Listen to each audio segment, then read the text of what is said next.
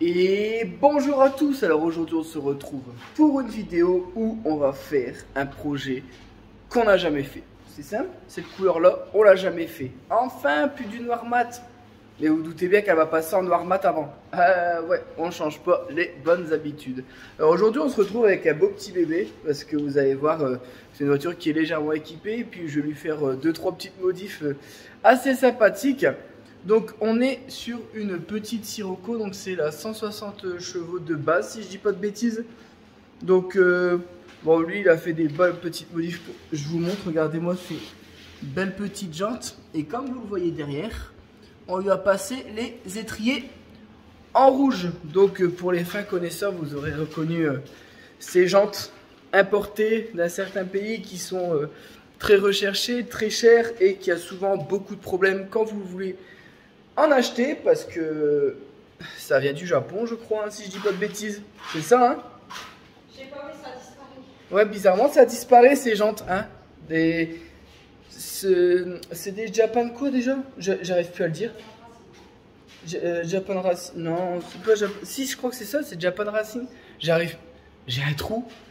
Genre les limites les plus recherchées, j'arrive plus à me.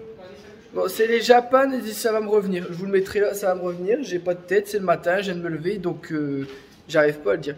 Donc là, comme vous voyez, il me reste celle-ci à remonter. Alors, pour vous donner une idée, il y a 5 écrous anti-vol par roue.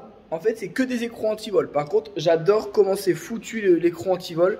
C'est très bien fait. C'est vraiment fait en sorte que vous abîmez pas le contour des trous de jantes, en fait, enfin des trous où il y a les vis sur les jantes, parce que généralement ils font des trous qui font à peine la taille de la clé et vous niquez vos jantes quand vous les mettez. Là c'est vraiment bien foutu. Du coup là moi je termine les étriers et cette voiture va passer dans un premier temps en noir mat et en rouge carbone. Alors le rouge carbone, on vous montrera le pigment après.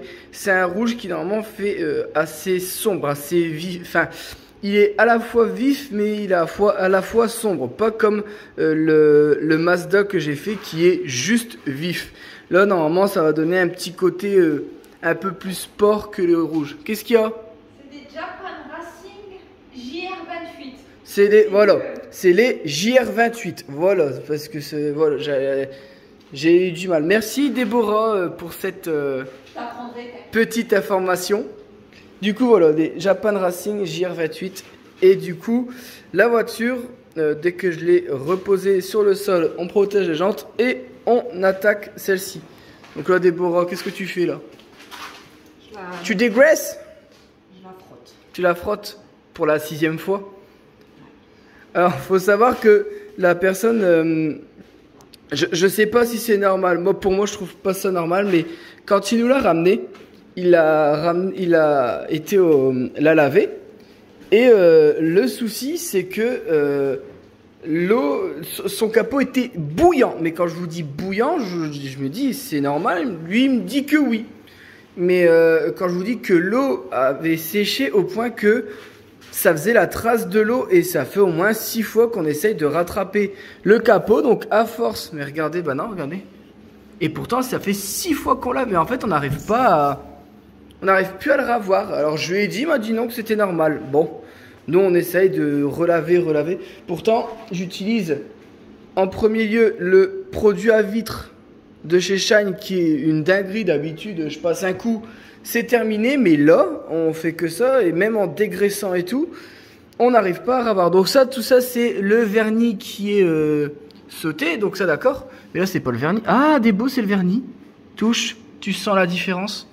Je pensais que c'était des gouttes, mais non, c'est le vernis qui est sauté. Bon, ben, c'est peut-être normal qu'on n'arrive pas à le ravoir. Bon, dans tous les cas, elle va sortir toute belle, toute propre. Hein, je vous montre, je vous fais le tour. Voilà. Oh ouais, avec les jantes, n'empêche. Déjà, comme ça, elle est belle. Mais alors, avec ce qu'on va lui faire, vous êtes pas prêts. Allez, on arrête de parler. C'est parti. Bon, je vais vous montrer le résultat en noir mat. Elle est jolie cette voiture, hein, même en noir mat. Regardez-moi ça. Hop, je vais vous faire le tour rapidement. Hop. Donc là, on a terminé de mettre le noir et on va passer au mélange du rouge carbone. C'est parti!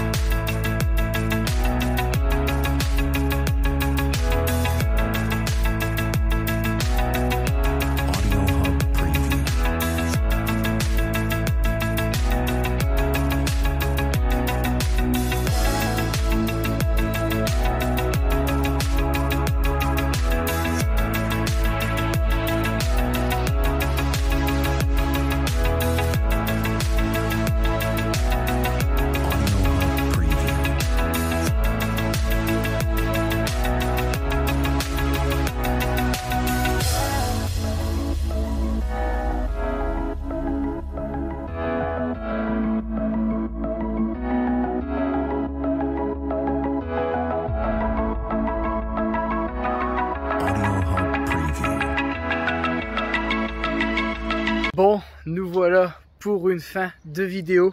Elle est devant moi. J'ai enfin trouvé le vrai rouge carbone. J'en ai essayé plusieurs et je n'étais jamais satisfait du rendu. Là, on est vraiment sur un rouge sombre. Encore une fois, je suis tout noir, mais je suis hyper content. J'adore la couleur. C'est une tuerie. Je ne vous fais pas patienter plus longtemps, pardon. Je me suis mis au soleil pour vous montrer la voiture sous ses plus belles formes. Franchement, c'est trop beau. J'adore, je vais vous le montrer et je vous montrerai une fois à l'ombre, une fois au soleil pour dire que vous ayez vraiment toutes les nuances. Elle ressort bien en vidéo comme la vraie couleur. Du coup, ça fait plaisir. Si cette vidéo t'a plu, n'hésite pas à t'abonner. Encore merci à cette personne de m'avoir confié sa voiture. Parce qu'au final, on n'était pas sûr du rendu. On s'est basé à une photo. Et j'ai dit, allez, tant pis, j'essaye. Il faut que je trouve comment faire cette couleur. Et je pense, j'ai pas encore eu le ressenti, mais je pense que c'est ce qu'il cherchait. Allez, moi je vous dis à la prochaine. Ciao.